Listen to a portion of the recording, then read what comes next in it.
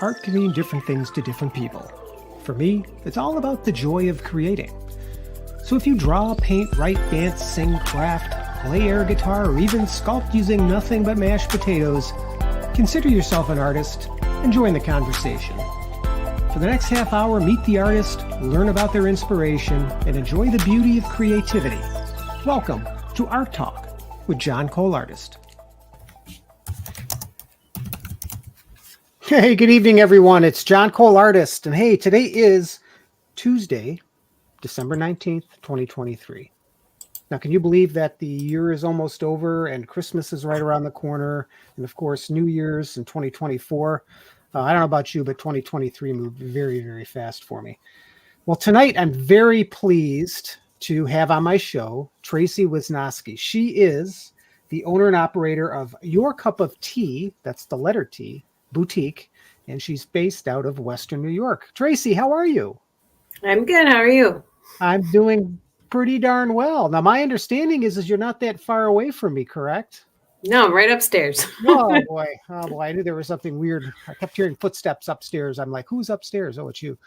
Tracy, folks, is my daughter, and she was kind enough to join me tonight so we could talk a little bit about what she does, maybe how she got started and things like that. So Tracy, if you could, would you mind sharing with our audience a little bit about yourself? Sure. I am my little shop is called Your Cup of Tea Boutique. It is my own personal branding. We do a clothing line with a major countrywide clothing distributor. And then I also do little accessories like handbags, coin purses, backpacks, pens, things like that. Cute little fun things that you find in like little gift shops and things like that. I started with the clothing. It'll be 6 years in February. Started as a way just to kind of get some play money, and started part-time with while I was working for insurance companies, because let's be honest, insurance companies are not fun. So I needed something fun to do. And I fell in love with the clothing first and decided to join in on that. And now it's become a way for me to get our fun money for the family. Since I've started, we've had 2 kids. And it's a way for me to be able to take the kids out to do something fun. It also pays for anything for our pets, food, vet visits, that. So we're not pulling out of the main income for that, where I'm taking care of those little expenses that sometimes you don't expect that you need, like new clothes for the kids, because they are constantly growing.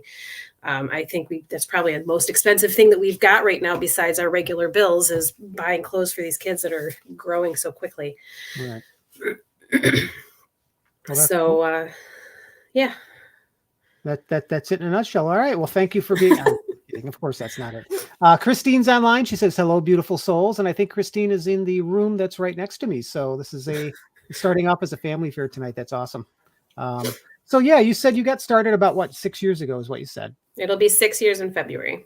All right, and remind me, and I know I think you just said this, but your idea for going down this road as a business was just for some extra income. Yeah, some extra income. When I started, like I said, I was the 9 to 5. It was insurance, which is a not fun industry to be in when you have people, when you're handling the customer service side of things.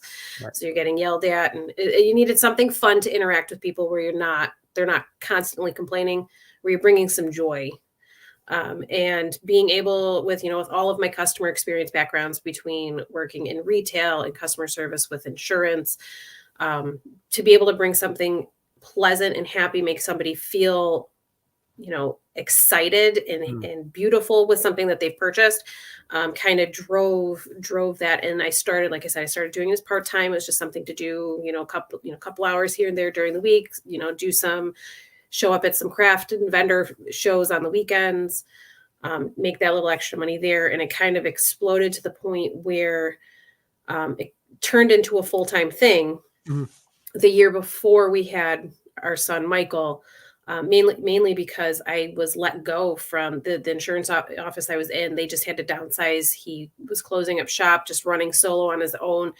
And I had been doing it for about 2 years at that point. And we said, you know what, let's try it. I'll try for 6 months solo full time. And if I'm not doing well, I'll look for something else.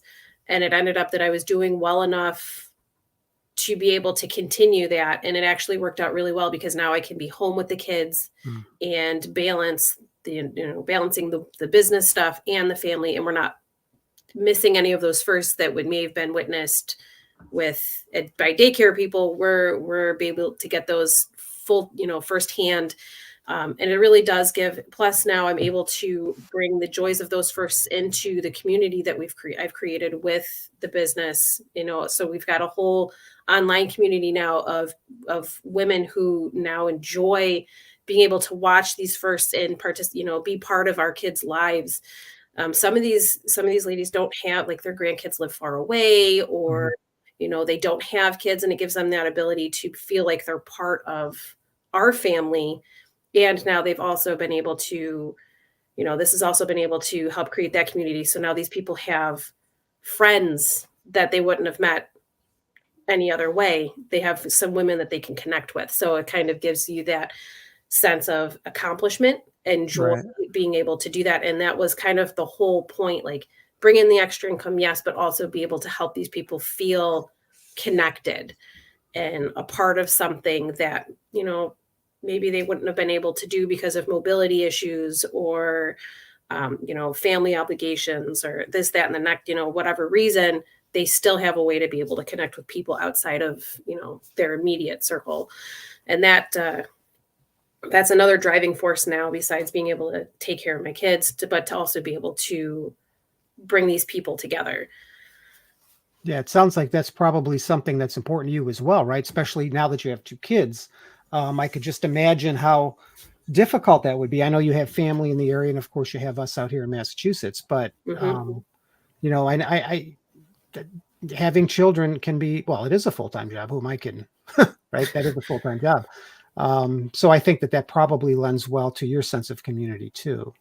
It does. It actually has been able to have us get some friends for Michael.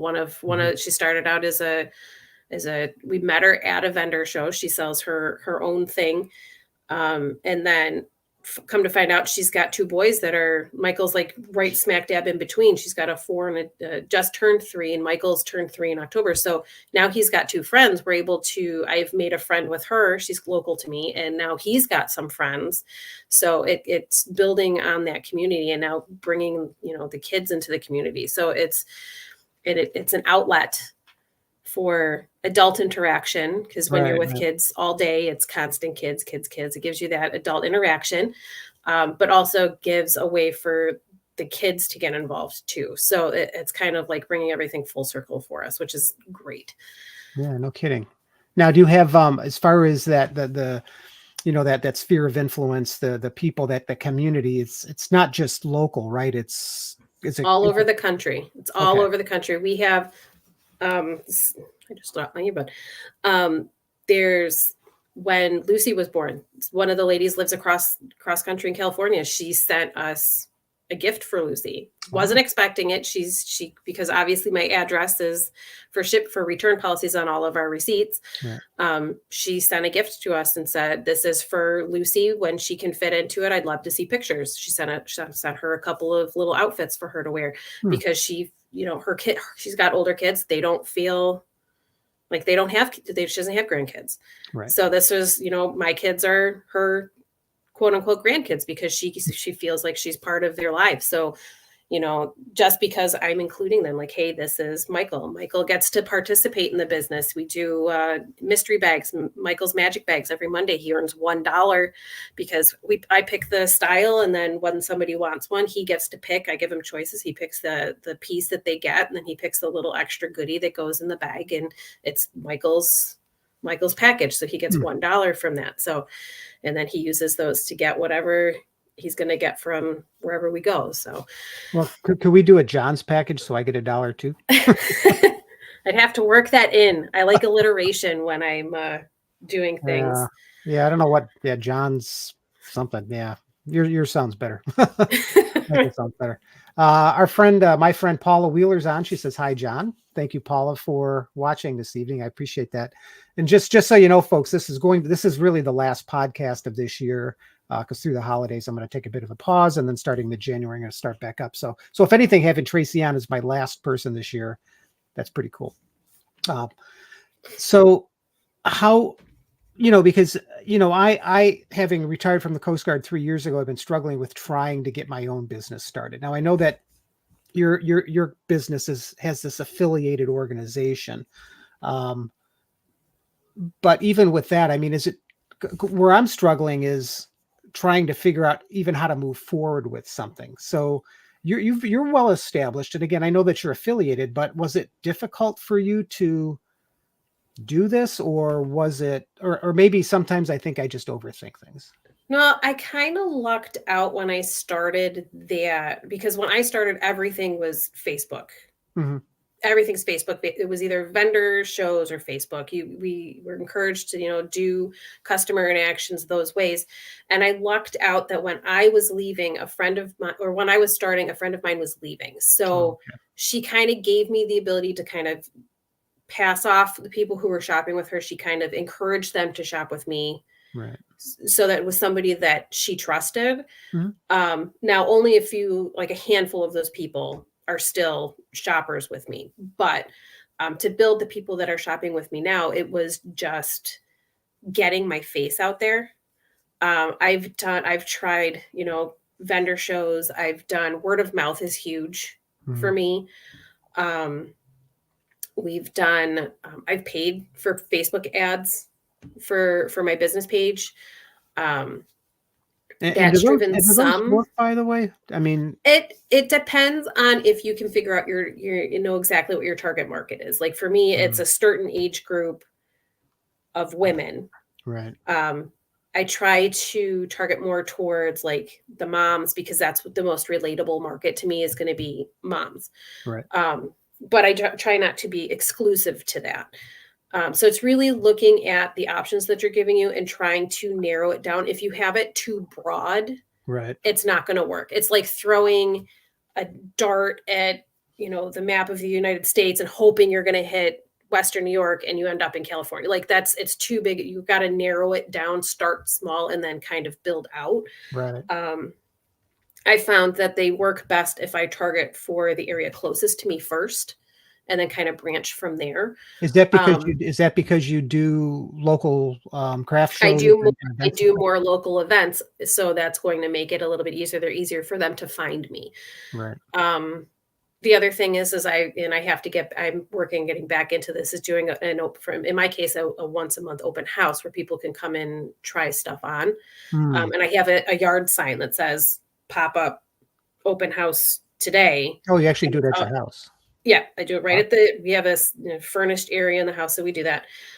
That's why it's only once a month, because I don't want people traipsing in. Sure, yeah. It's planned, it's organized. There's a set entrance. They come in, go out. It's not like they're traipsing, going through the whole house, but making sure that there's activities for my kids to keep them from, getting underfoot. And it's only for a set number of hours. It's usually like 12 to 3 or something like that. And that's it. Once 12 o'clock, the sign goes up, 3 o'clock, it comes down. That's it. Just because we don't want random people showing up at the house at, 8 o'clock at night when we're trying to do bedtime. So if it's not planned, but it's, the biggest thing for me was, word of mouth is huge. We do, trying to get people interested in what I'm talking to them about. And honestly, some of the customers I've gotten for clothing have come from people I've seen at craft shows who've bought the other stuff, the accessories, the little bags. So they're like, oh, you do this too? Right. Okay. Right. So let me take a look at what you've got. So, and handing out business cards, carrying business cards with you for me, because carrying them with me all the time, because if somebody says, oh, I really like your sweater. Oh, I carry these in my shop. Here you go. Here's my card. Look me up online. So that's huge too. Yeah. Now Christine writes, do you only deal in women's clothing, or do you have men's and kids also? In the shop, in the actual shop where I have my inventory, is women's clothing only. Mm-hmm. I have access to kids clothing. The men's line was discontinued. Okay. So I don't have that. I have a handful of things that are like unisex. It could be men or women. but I don't have anything specifically just for men. But there is a kids line that I can get access to. Mhm. I just don't have it on hand Right. all of the time. Yeah, I mean, it's got to be. I would think, and maybe I'm wrong, but even with the advertisements, the business cards, the shows that you do and things like that. I mean, people tend to be, and like I said, maybe I'm wrong, but people tend to be very loyal to certain brands, right? I mean, at least it used to be the case where if some kid had Levi's on, everybody had to have Levi's, and then that became the Mm-hmm. thing. Or Crocs, right? That's another one. People have these weird looking shoes that they wear on their feet, which, in my opinion, no offense on anyone, are the ugliest things I've ever seen. But they become loyal to that particular brand, right? Mm-hmm. It is. I would assume it's the same with what you're Yeah, managing. it's very much the same. Yeah. There's a stigma with pricing. Hmm. Looking at that, like people are willing to pay so much because of a name brand, Right. not Yeah. necessarily because of the quality, but because of the name brand. So Yeah. there's a fine line between boasting and just trying to like sell something and being honest as to why something is priced the way that it is. Right. Um, and knowing when to walk that line and when to just let it go is a Yeah. huge thing too. Like you've got to be able to read, like with me, it's got being able to read people while they're like, especially like at a show. Mhm. Now you go to a craft show, you're not necessarily going to expect to walk in and say, oh, I'm going to go, oh, they've got sweaters, let me go ahead and I'm going to drop, $50 on a sweater. You don't go to a craft show thinking, you're thinking, okay, I'm going to find some cute little handmade things that cost like $2 or $3. So it's being able to read people as to whether or not when they're looking, if it's something you should broach, hey, you should buy this right now, or hey, here's my information. When you're interested in hearing more or seeing what we have, let me know. Mhm. So there's a fine line with knowing when to be good customer service and not, and if you're pushy. Right. You've got Yeah. to be able to walk that line very carefully, because if you go too far to pushy for the sales, Yeah. then And you're you're going doing to turn them insurance. off and they're not going to want anything to do with you at all. Yeah, you'll end up working in insurance again or something like that, where I you're don't want to do that. dealing with that type of. Yeah, I totally get that. Yeah, and I can see why you wouldn't want to do that. So, that's neat. So, I mean, so as far as, oop, I just heard somebody fall. Just to let you know, I think your husband has it. I can hear it. Okay. Yeah, it's interesting, folks, to do this within the same household like this is kind of interesting. So let's see. What was I going to ask you? So your business, I mean, where do you see it going, right? So you've been doing it for a while. You're at that point now. I mean, I know with the two kids it does get challenging at times, right? But what's the next step for you in terms of your cup of tea boutique?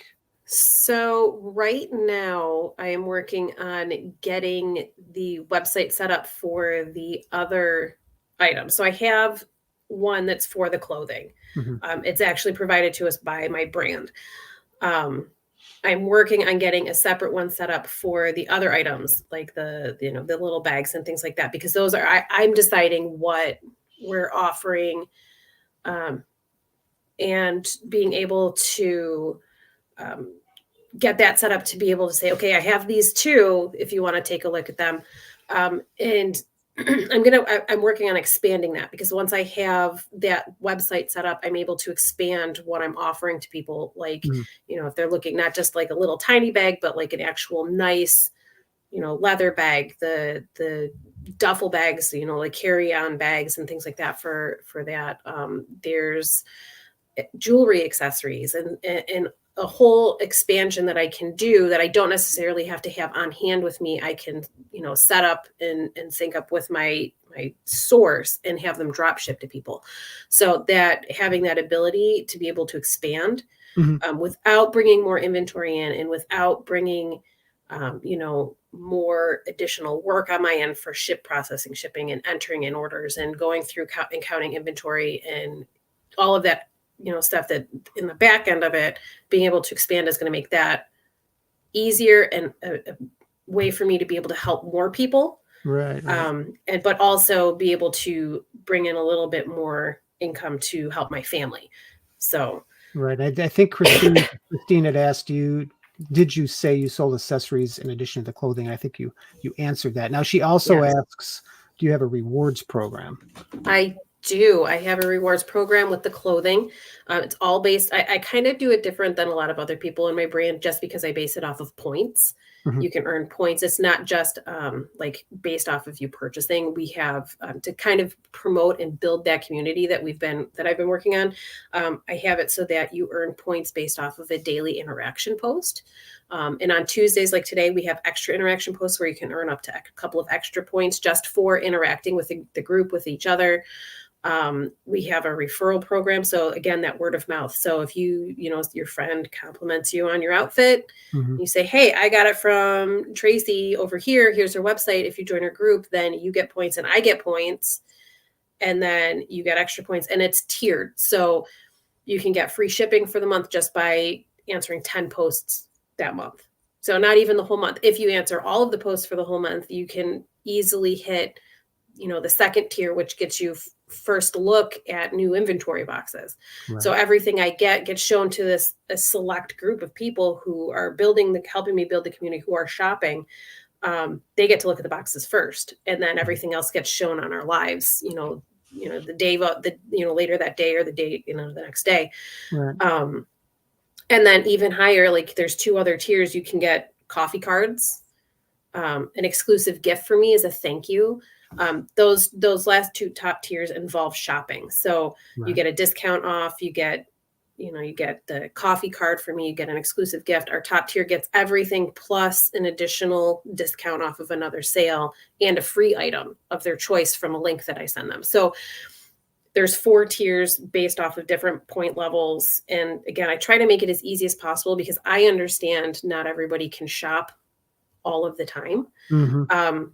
So I try to use, again, being able to read people, knowing, okay, it's Christmas time. I know you're not going to be shopping for yourself. If you're shopping for gifts, great, let me help you with that. But I know that might not be the case. So even just to still be able to get first access and free shipping, all you have to do is comment on some posts, which Right. keeps my group active, helps other people in the group see the posts, and builds the community so they can start talking to each other. And that's huge. It is, and it's funny. For the longest time, I never really cared for, companies in general that would use this type of point system, or the rewards programs, right? There's always this side of me that says, well, if I'm going to go buy something at the supermarket, why do I have to give you my rewards card? What's in it for me? But I think realistically, you're absolutely correct. I think if you're going to spend money on a particular thing, like your line of clothes or Dunkin' Donuts or Tim Hortons, if you're out in Western New York, and same thing with my bank account, right? If I use my credit card to buy something, I get points, and really that's not a bad deal for the consumer, because if you're going to buy the thing anyway, and eventually you're going to get something in return that you hadn't expected to get, then I think that's a win-win, I think, for both sides, because you're right. It helps keep that community, and it also gives the consumer a little something extra for their loyalty, right? Right. Um, let's see, not Tracy, Christine. I'm getting all you ladies confused. Christine writes, if someone wants to become a retailer, where do they start? I would think the biggest thing at this point would be to reach out to me. Hmm. I've had 2 people in the 6 years ask me about being retailer. One signed up, and then because she didn't really, it's really like listening to my guidance with that. I always, before I give people the link to sign up, I say, okay, this is really what is involved. Are you ready and willing to do that? Because there's taking the approach of doing it part-time like I started, or doing it full-time like I'm doing now. But there is work. It's not one of those things where it's, oh, all I have to do is post it online, people are going to go ahead and buy it. There's work involved, and you have to be ready to do the work to make it successful, because there is an investment. No matter how big it is, there's an investment in doing this to get started. It's not something where you can say, okay, I'm just going to go ahead and say I'm doing this, and then it just all magically happens. There's work. But you don't have to be a full-blown salesman, right? No. The biggest thing that they tell us when we start is, make your list of people that that would be interested, reach out to them. So it's that person-to-person connection to get started. And then you have to ask that, get them to do word of mouth. Like I said, I kind of lucked into this when I started that someone was leaving. So I kind of had a small customer base to get started from. But it was after the fact that I started what most people start at the beginning. So I was able to hit the ground running. I always want to make sure that when someone's going to start, that they can do that, hit the ground running, and don't regret. Like, the regret is the biggest thing, is starting something and then regretting that you did it. So what I would say is the best way to, if they wanted to start, would be to reach out to me and say, okay, and then I can help guide them to determine that they're really going to be ready to do it, and then go from there and guiding on how to get everything started. And then the nice thing is then I'm there to help them. Like, okay, now you need to do this step. Now you need to do this step. Okay, now you want to make sure that you get this set up so that you're able to do the work that needs to be done. Do you have a space designated that you can do this? Or are you going to be working with this, setup out of boxes and totes, like making sure, kind of guiding so that they have the best way to be successful. Yeah. And I think that's probably, I'll be honest, you happen to be my daughter. Yeah. Check that box. But I'll be honest with you. It's very refreshing to hear this from someone that isn't, let's say, an animal communicator or a life coach or in that coaching field, which is a lot of who I have on my show, which is great because they offer more of the humanistic side of our experience. And what's really interesting with your approach, Tracy, is that you're not just about the money. You're not about the paycheck. What you're really interested in, or your motivation, is building a sense of community, is, if people are interested, actually working with them so that they're successful, and to me, that's the sign of a true leader, because leaders not only can do, but they can also take others and really, promote them into positions where they can be just as successful, if not more successful. And I got to commend you for that. That's amazing. Thank you. Yeah. Oh, Michelle's on. Let me see. What does Michelle say? She says, Michelle Sullivan, she's a friend. She was so helpful. Oh, I am not able to read tonight, Tracy. This was so helpful to hear how you manage a business and an involved mom too. And then Michelle follows up. I agree, John. She is a leader. Absolutely. I mean, make sure that you always give yourself credit, Tracy, because, you know your situation better than anybody else. You've got the 2 kids. You've got this husband that you have to manage. I don't know how you manage. I don't know how you manage Joe. It's just amazing. I think sometimes I think he manages us. Yeah, actually, sometimes I wonder if he's not doing that. But you have all that going on. You have some other issues that are going on in your personal side, and you're still able to sit here and talk to me tonight and really share with my audience how, with just a little bit of kindness and support, people can be successful, and I think that is so cool. And I think we need to have more people like you in the world doing the things that you're doing. And then, of course, sharing what you're sharing, because it doesn't really matter what line of work you're in. I think that underlying principle of being a good person, and that's what you are, a good person. I think that's really what drives, or should be driving, the world. So, and believe it or not, we've already burned through our 30 minutes, Tracy, which I kind of figured we would. Do you have anything that you'd like to share with the audience before we part tonight? I don't think so. I think I'm good. Yeah, we covered a lot of bases. Hopefully next year, you wouldn't mind joining me again. I'd like to do a follow-up with you, and we could talk a little bit more. But thank you so much for being on the show. I really appreciate it. And if I'm not mistaken, we're going to be eating tacos tonight. So folks, I think we're ready for some tacos. Yeah, don't be jealous. They're going to be homemade. They're going to be amazing. But like I said earlier, folks, this is the last show for the year. So before I go, I just want to say happy holidays to everyone. Merry Christmas, happy Hanukkah. And of course, happy New Year's. 2024 is probably going to be the best year ever, because 2023 for me was amazing. 2024 can only be better, but it can only be better if we really believe that it will be. And I know that I believe, hopefully Tracy, you believe, and hopefully folks, you guys also believe that next year is going to be phenomenal. And with that, I will say goodnight. Tracy, if you wouldn't mind hanging on just for a minute, that would be cool. Until then, see you guys next year. Thank you so very much for joining me on the Art Talk podcast, where it's my goal to bring artists together to talk about their craft. If you'd like to join me for a conversation, please reach out via email at johncoleartist@gmail.com or by visiting my website at johnrobertcole.com. So until next time, keep crafting, painting, and inspiring others with your creativity. You make more of an impact than you know.